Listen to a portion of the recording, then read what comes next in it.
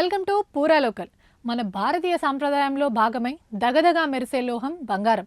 అలంకరణ కోసం మాత్రమే కాదు, డబ్బులు వృధా అవ్వకుండా ఉండటానికి కూడా స్త్రీలు బంగారాన్ని కొనుగోలు చేస్తారు. ఆది నుంచి బంగారం ఖరీదైన వస్తువుగా గుర్తింపు తెచ్చుకుంది. కానీ దీని ధరలు చూస్తుంటే సామాన్యులకు పట్టపగలే చుక్కలు కనిపిస్తున్నాయి.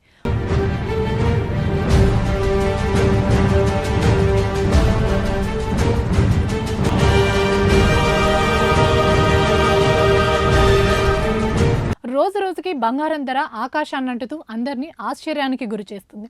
నిన్న ఉన్న ధర ఈ రోజు ఉండదు, ఈ రోజు పలికిన ధర రేపు లేక సామాన్యులకు బంగారం అందని ద్రాక్షగా మారిపోతుంది.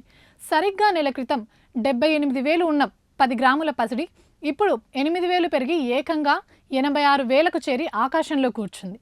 మున్ముందు పసిడి ధర మరింత పెరిగినా ఆశ్చర్యపోవాల్సిన అవసరం లేదు. అసలు ఎందుకిలా?